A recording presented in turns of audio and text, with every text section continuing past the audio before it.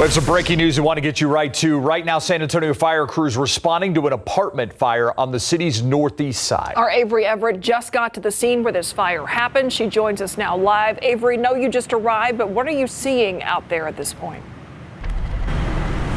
Myra, Steve, this fire does appear to be out at this point, but crews are still actively investigating and watching. I want to show you right behind me.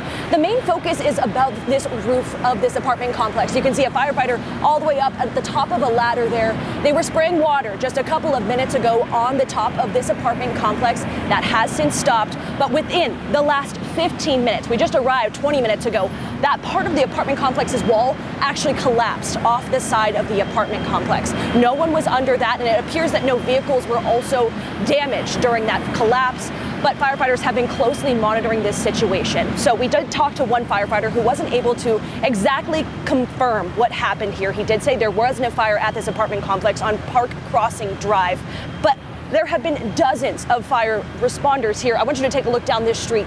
I mean, dozens of trucks, dozens of officials. This all appears to be the San Antonio Fire Department, and this is near the Northern Hills Golf Course. If you're curious, we were able to come in, no trouble to this road to get to Park Crossing Drive, but so far there have been dozens of residents that have been evacuated and are waiting on the other side of the apartment complex. This appears to be 1D, that's the apartment complex of Acadia on Park Crossing Drive, but so far we have nothing else confirmed at this time. We're actively going to stay here and we'll continue to keep you updated on this story on KSAT.com. But for now, reporting live, I'm Avery Everett, KSAT 12 News. Yeah, of course. Thank you, Avery. And the big question now, what happens to those residents that were displaced? And any updates, please give them to us during this newscast. Appreciate it. Thanks, Avery Everett, live near Northern Hills area of San Antonio, an apartment fire there.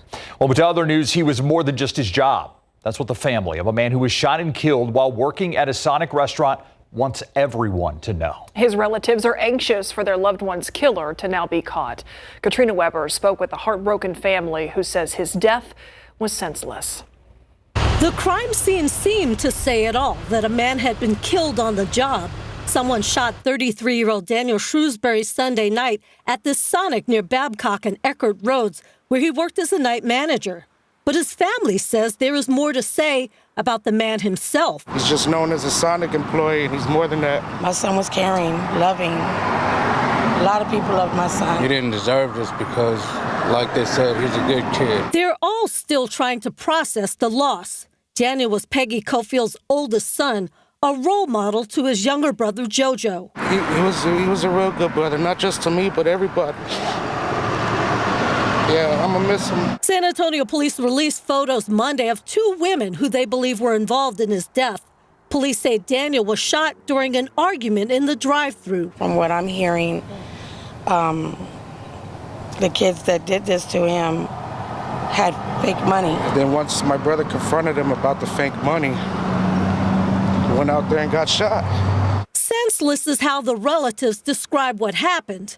Based on a growing memorial at the store, inconsolable is how many people feel. When you took somebody from the community, like people at a job, the regulars, the customers that go there. And I would definitely miss him every day, every second. What happened in a split second, they say, has changed many lives forever.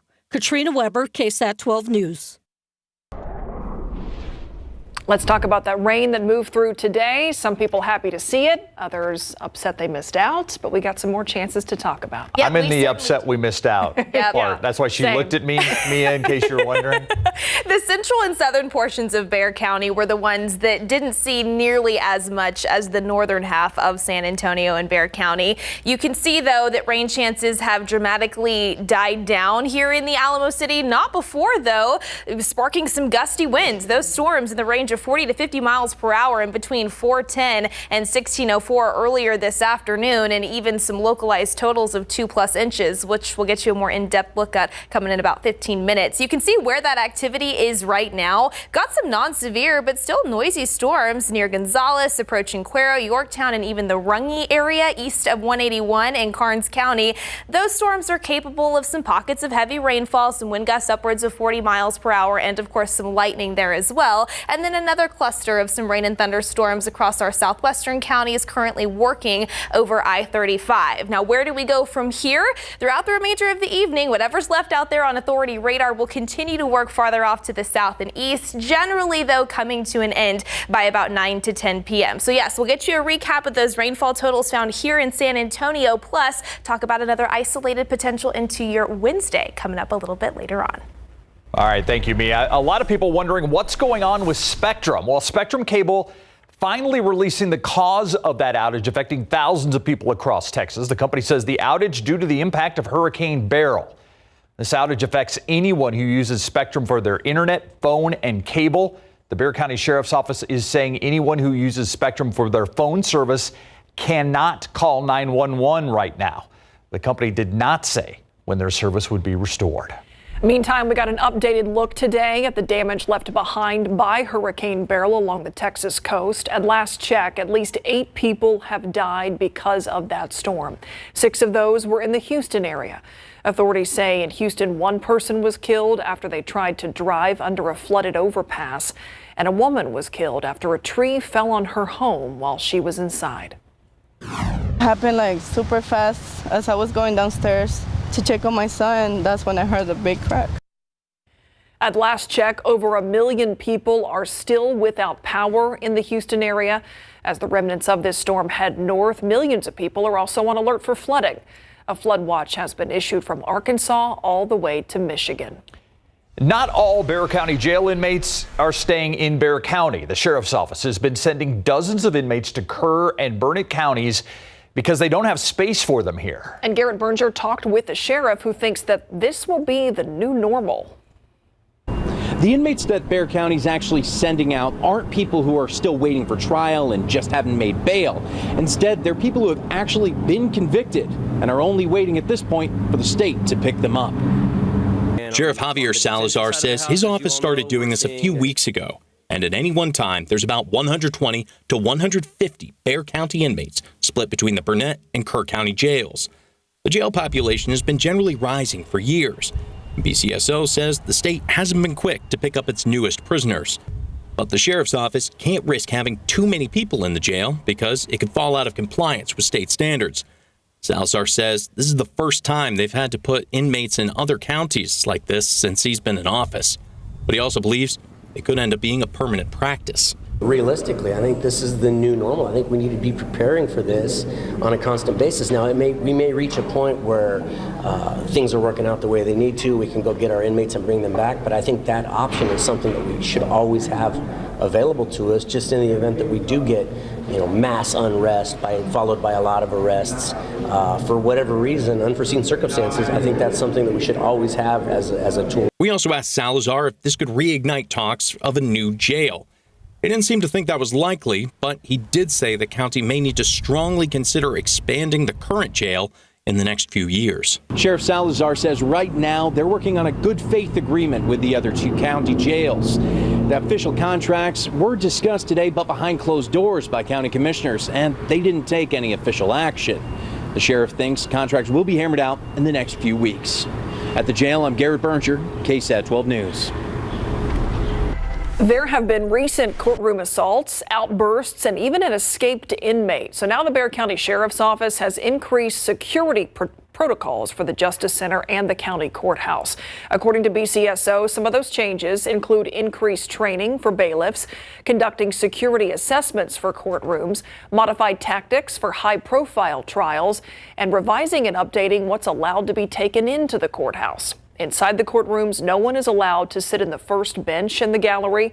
Victim impact statements are now being done in the gallery or the jury box, and more deputies are present in the courtroom when verdicts are read. Measures are also in the works for a quicker response to emergencies when they happen in the courthouse. At the Justice Center this morning, a man accused of starving his son to death now has a trial date set. That's him right there. Brandon Cervera's son, Benjamin, died in 2021 in what was ruled as starvation. Cervera and his then wife, Miranda Casares, were both charged with injury to a child. In April, she was found guilty and sentenced to 25 years in prison. This morning, pretrial motions filed in Cervera's case. It will be heard in early September. That's the trial date. Jury selection will be on September 23rd. Testimony expected to start on the 24th. Cervera, if found guilty, facing up to life in prison. A San Antonio police officer assigned to protect Chief William McManus is accused of exchanging sexually explicit text messages while on the job. The texts sent by Officer Mark Castillo were uncovered after officers responded to a possible disturbance between the woman and her husband at an East Side home. A review of the messages by KSAT shows many of them were sent during Castillo's assigned work hours, Monday through Thursday, between 7 a.m. and 5 p.m., and while the officer was in close proximity to McManus. Castillo writing to Cisneros' wife at one point, expletive, wanted to touch her legs. After she replied, "You still can, I'm headed over there now," Castillo responded, "I'm still with Chief, but he might be done soon." Or this exchange, in which Castillo described a sex act with her, told her to make sure she erased the messages, and then revealed that McManus was about to walk out. SAPD officials refused to make Chief McManus available for an interview for this story, stating the complaint against Castillo is being investigated and that the department cannot comment on media inquiries that have not resulted in discipline. Tonight on the Night Beat, KSAT investigates the officer's actions and reveals this is not the first time a member of the chief's security detail has been accused of inappropriate sexual behavior while in uniform. It's at 10. Let's take a look at traffic out here right now. This is a situation we've been watching since 5 o'clock. I-35 at Space Center. We saw what looked like an accident there, a car potentially slamming into some of those barrels. Looks like crews are on the scene there fixing those barrels. That traffic accident has been cleared and traffic definitely moving smoothly as crews do their work here at I-35 and Space Center.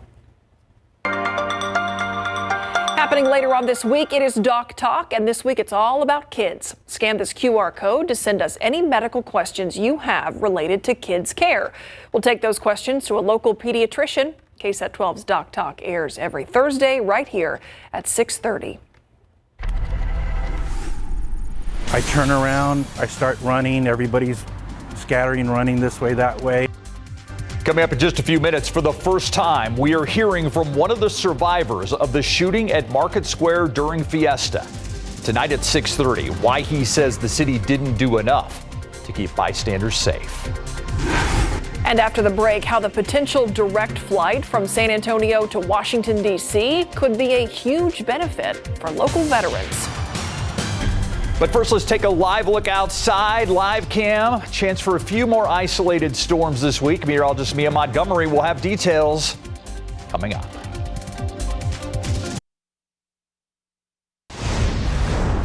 Saving money and 500,000 man hours. That's how the military could be impacted by a new direct flight from San Antonio International Airport to D.C.'s Reagan National Airport. Yesterday, we gave you the highlights of the city press conference updating us on that possible deal. Today, Courtney Friedman zooms in on why this is crucial for Military City, USA. San Antonio hosts the largest joint base in the Department of Defense. Joint Base San Antonio supports 266 mission partners and employs 82,000 active duty members and civilian employees. Many of those positions connect with leaders located in Washington, D.C. So Mayor Ron Nirenberg says a whole lot of money and effort is being spent on that travel. Alone, with the military connections that are made each day between SAT and DCA, our military and its partners would save over 500,000 man hours each year. Major General Juan Ayala says this flight is essential to our national defense and is more important now than ever. We've grown by quite a bit in number of troops and a number of units. And I think we will continue to grow. And it's not just about active military. The flight would affect veterans, too.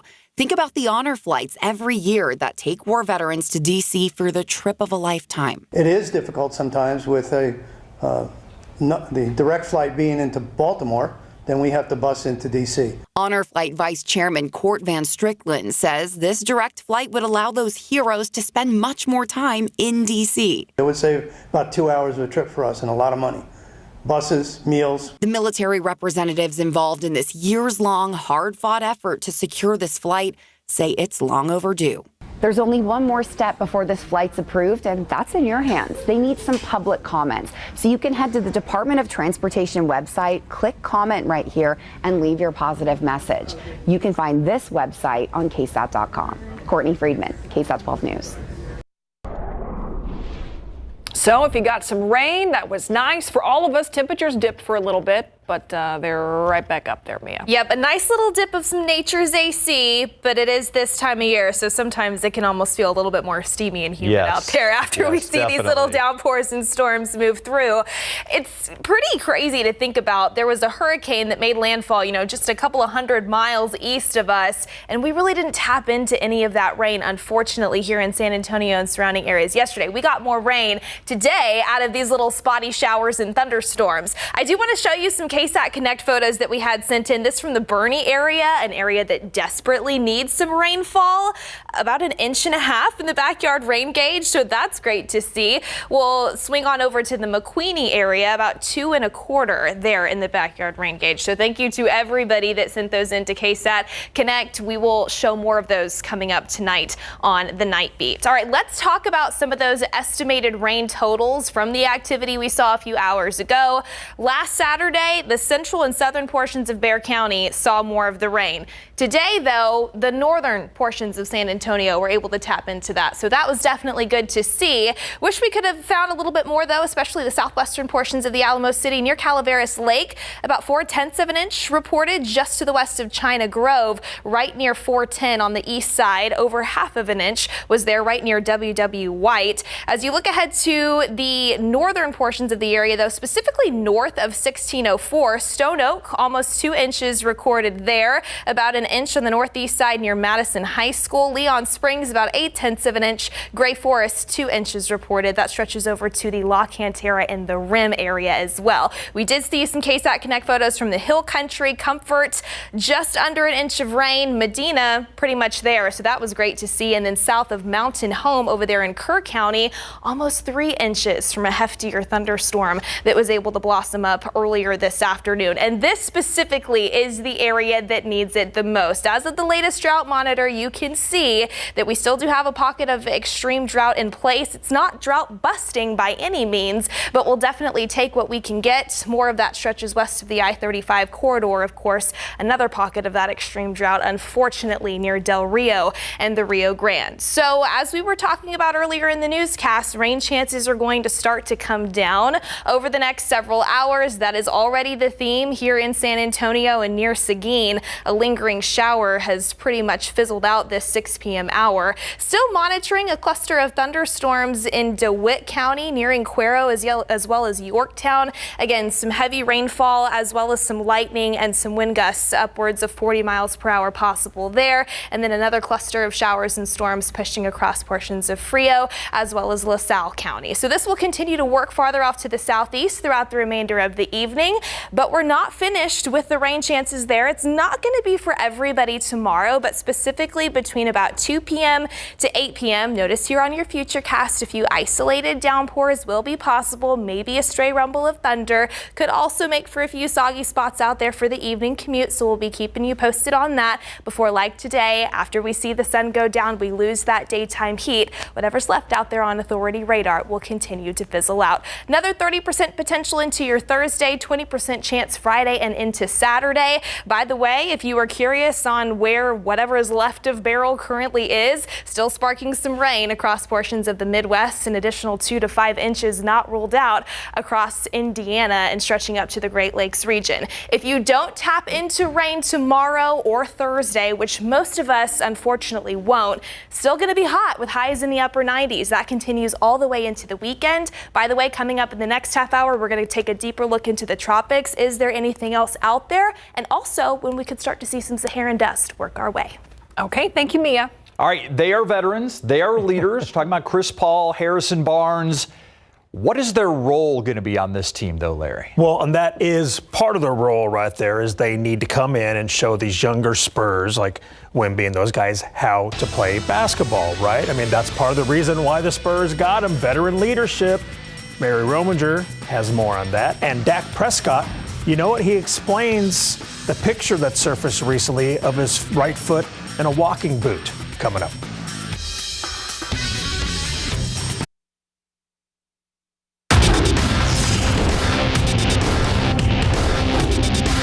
don't hold it against me how I act on the court and how I am in real life. I'm two totally different people. I just hate to lose. I always say this, I hate to lose more than I like to win. And so one thing you should know about is we're going to compete. We definitely going to compete, but this fan base has had a lot of success in the past, and hopefully we can continue that. Chris Paul wants to help the Spurs get back to their winning ways in big board sports. Recently acquired point guard Chris Paul and forward Harrison Barnes spoke to the media today for the first time since joining the Spurs. Paul is 39 years old and entering his 20th NBA season. Barnes is 32, a 12-year NBA vet and an NBA champion, winning the title in 2014-15 with Golden State. Both guys bring a wealth of NBA experience to the young Spurs roster. Mary Rominger was at the Spurs presser today, and she has more. Harrison Barnes said it best today, Larry. You can't fast-track experience. But the next best thing, bringing in veteran players who know what it takes to win. And Chris Paul and Barnes planning on leading the young Spurs by example. I think I've always taken that responsibility very seriously, but also understanding that I come to hoop. I'm not a coach. So there's definitely things to be learned and all that stuff. But I come in, obviously, with a lot of knowledge from on-the-job training, but I also come in trying to learn from these guys. Yeah, sometimes when you say mentor, it makes you sound really old. But no, I definitely look forward to just, putting my arm around guys and just getting to work. I think the best way to, really connect with guys is just to do your process with them. But certainly at the focal point for both Barnes and Paul is the opportunity to play for head coach Greg Popovich, as well as be a part of the world of possibilities that exist with Victor Wembanyama. From the Spurs practice facility, Mary Rominger, KSAT 12 Sports. Larry, back to you.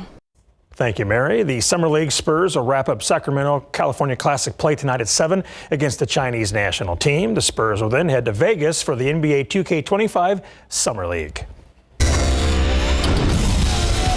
Dallas Cowboys quarterback Dak Prescott is holding his annual youth football camp in the DFW area. Dak and his staff are teaching football to some 400 campers ages 7 to 14. Now, this gave us a chance to ask Dak about a picture that surfaced last week of his right foot in a walking boot. He was wearing the boot while on vacation in Cabo San Lucas. Prescott says it's really nothing to worry about. Yeah, I'm great. Honestly, I'm getting older.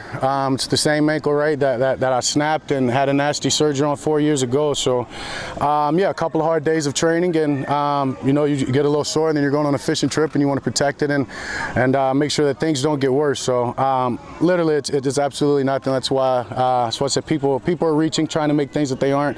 I'm getting older. Have to take care of my body. Have to be smart, and if I can take precautions and lessening something by putting on a boot, I'm gonna do it. And so. Sorry that it caused such a whirlwind. Dak says he's feeling good and that he's leaving soon for his annual trip with his tight ends and receivers. Cowboys training camp starts in just a little over 2 weeks. He did not deny he was wearing a walking boot. Did not. I get you got to take care of your body. Yep. Still concerning. It is concerning indeed. Yeah. All right. I'm glad you agree with me, Larry. It is skeptical. All right. Thanks, Larry. Coming up next here at 6 o'clock, we're hearing from one of 5 people who was injured during a shooting at Market Square during Fiesta. The bullet is still lodged in his thigh today, and now he blames the city. We'll tell you what he believes should have happened before that shooting. Next.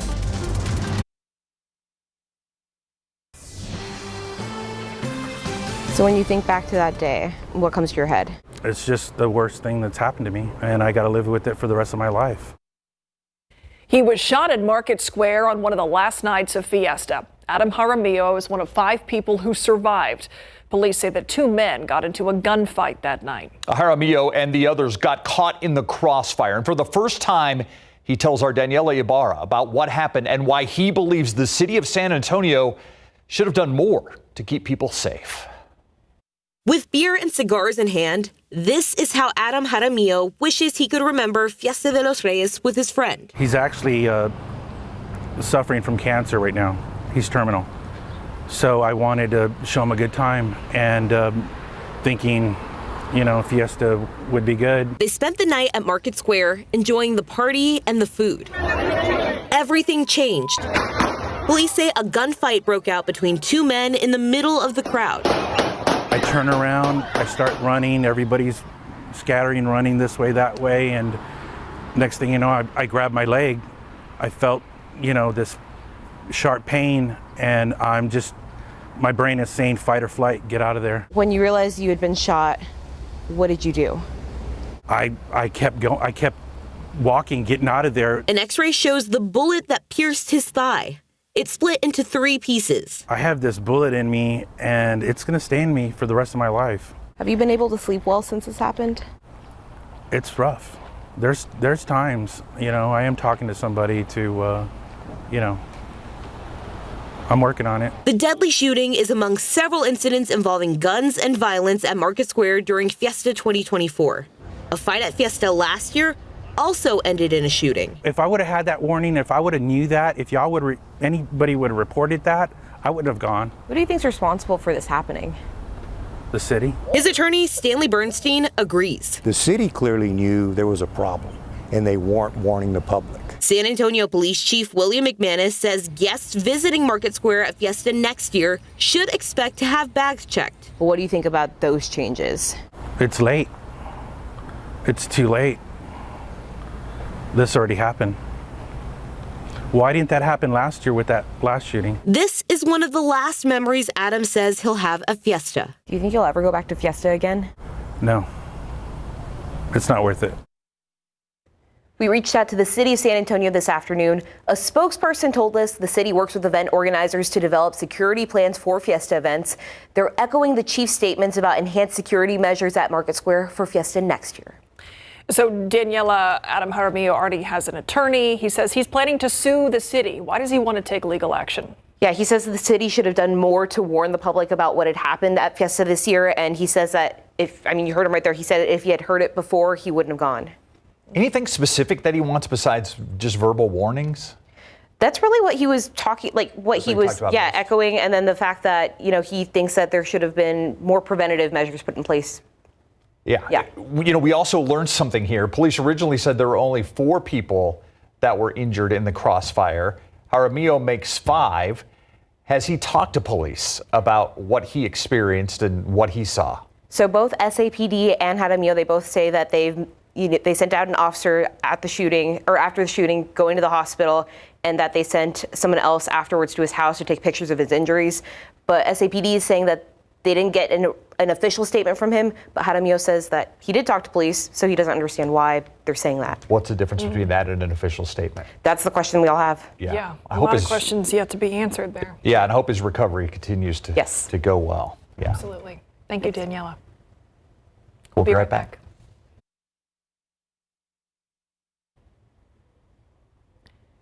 Three states are working to block the Biden administration's effort to lower student loan payments for millions of borrowers. Today, South Carolina, Alaska, and Texas filed an emergency appeal asking the U.S. Supreme Court to review the legality of the program. That program was created last year following the High Court's decision to strike down a broader student loan forgiveness program. Nearly 8 million borrowers enrolled in that program, which lowers monthly payments and provides a faster route to debt forgiveness. The Supreme Court could decide whether to block the program within a few weeks. Interest rates expected to stay put for at least a little longer. Today, Federal Reserve Chair Jerome Powell appeared before the Senate Banking Committee to give his semi-annual monetary policy report. Powell said Fed officials want to see more progress before they start reducing the cost of borrowing. Last year, the Fed's key interest rate reached a high not seen in more than 2 decades. According to the latest economic projections from the central bank, the Fed is likely to cut interest rates once before the end of the year. Hectic day on Capitol Hill as Democrats scramble to decide the future of the party as President Joe Biden says he is staying in the race. Congressional Democrats meeting behind closed doors as Biden continues his campaign to stay on top of the Democratic ticket. And this all comes as we're learning about a Navy sailor who tried to access Biden's medical records. ABC's Perry Russum is in Washington. Tonight, President Biden planning to meet with Democratic mayors, his latest effort to rally support after yesterday writing a letter to congressional Democrats calling into MSNBC, speaking with donors, and meeting with the Congressional Black Caucus. We're riding with Biden. This morning, congressional Democrats meeting behind closed doors, discussing the party's future. He just has to step down because he can't win. After the meeting, lawmakers asked if they're on the same page. They're not even in the same book. We are unified. That's all I can say. Congressman Jerry Nadler, who sources say on Sunday said Biden should drop out, apparently flipping his support today. Only he can withdraw. He's made it very clear that he won't, and that's the end of the story. Senate Democrats now being asked about Biden's candidacy. President Biden has been a really excellent president. He had a bad debate. We have to take the concerns that have emerged since the debate very seriously. During a financial hearing on Capitol Hill, Treasury Secretary Janet Yellen questioned about the president.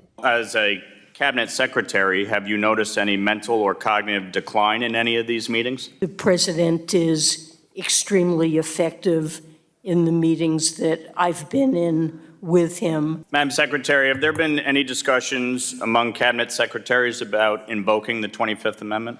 No. Republican House Speaker Mike Johnson accusing the Democrats of covering up Biden's mental acuity. They've misled the American people, and this is dangerous.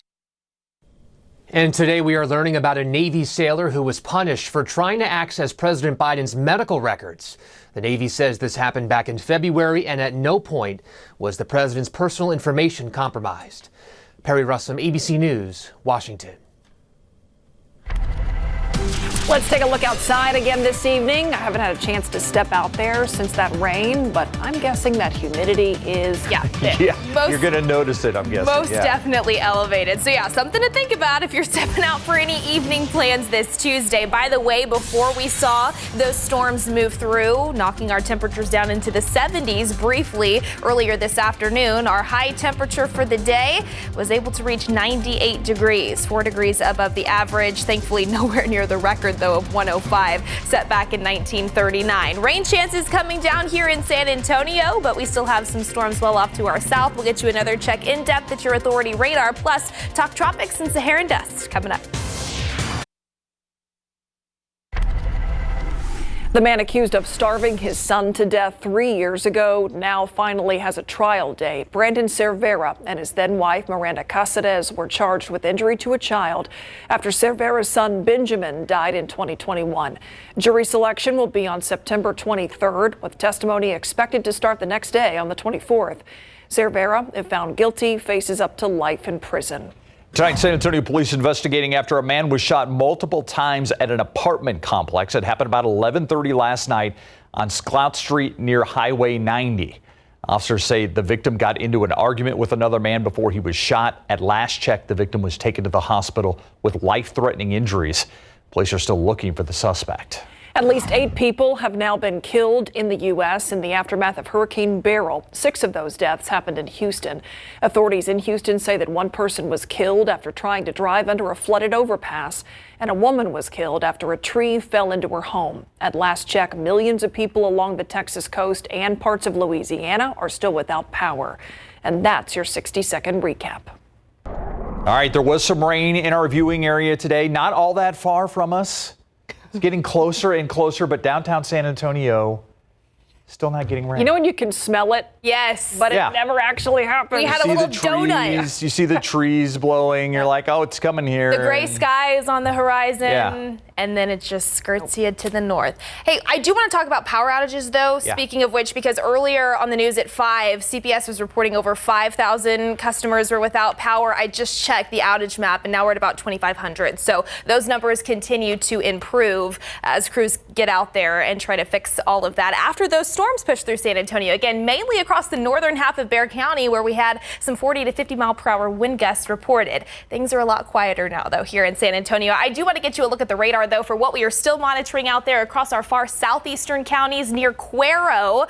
Nice little cluster of thunderstorms, also non-severe, but still packing a punch with that heavy rainfall, likely reducing visibility near Yorktown and Cuero, Highway 87 area too, along with some lightning strikes. Speaking of lightning strikes, over the past 30 minutes, about 70 of lightning strikes have been reported. That number coming up just a little bit from where it was about 30 minutes ago. So that's working farther off to the coast. As we take a look, though, across our southwestern counties near Cotulla, south of Dilley, east of Crystal City, still do have a few thunderstorms starting to work their way off to the southeast. That will continue to be the theme over the next several hours. Rain chances coming to an end already here in San Antonio, but for most of us by about 9 p.m. Looking ahead to the remainder of the week, for those that do not tap into any isolated rain in the afternoons, it's still going to be hot up there. Highs in the mid to upper 90s expected pretty much each and every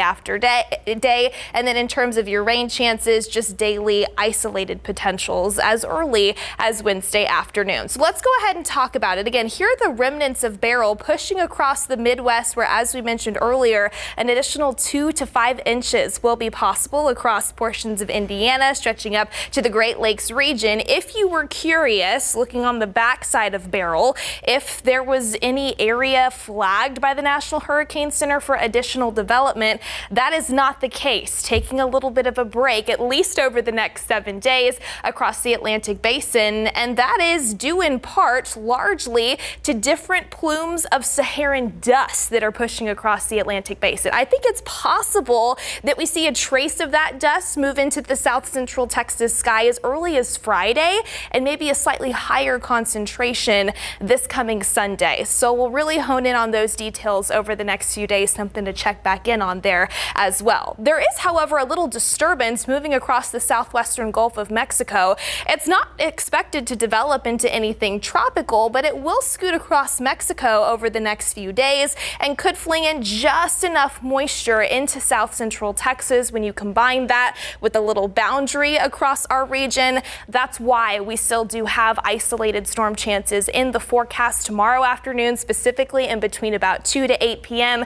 again on Thursday, and then a 20% chance Friday and Saturday. Again, consider yourself lucky if you do tap into a quick shower or storm. Other than that, here's your KSAT 12-hour forecast for tomorrow. 76 degrees at 7 a.m., 91 expected for any lunchtime plans at noon, and then there's your high temperature near 97, likely feeling a few degrees hotter when you factor in all of that humidity in place. Copy and paste for the most part into Thursday, and then after that, the story is still going to be the heat, even as we look ahead to early next week.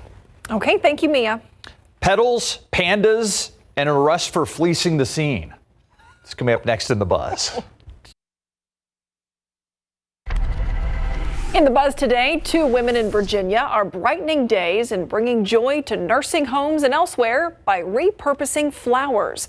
Their new nonprofit in Harrisonburg is called Friendly City Florals, and with a team of volunteers, Laura Ruth and Rebecca Shelley repurpose flowers from events like weddings. Yeah, after some sprucing up, they donate them to nursing homes, schools, businesses, social service groups. They set a pickup time to get the flowers and plants, bring them back to be rearranged. They put them into their own vases, get rid of anything wilted, and add some of their own flowers. I love that, because so many of those get wasted after events, you know? Such a great idea. The San Diego Zoo showing off its newest arrivals, these 2 giant pandas. They arrived in California in late June. Yoon Chan is nearly 5 years old, was born to a mother who originally came from the San Diego Zoo. The zoo says he enjoys exploring and climbing trees. He's a Sagittarius. No, I made up that last one. Shin Bao is nearly 4 years old.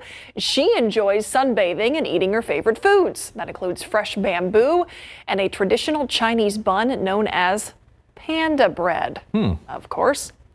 Okay, so next up here, when a sheep got loose in Minnesota, police pulled out all the stops, but the animal wouldn't stop running. Take a look as 2 officers were sent to deal with this animal, but to no avail. Yeah, they fleeced the scene. They cornered the sheep in a fenced-in yard, but it charged through the fence. The police department says it showed 4 legs are better than 2. It's not clear where the sheep came from, but clearly this was an unsuccessful attempt at mutton busting. Oh, gosh. We'll be right back.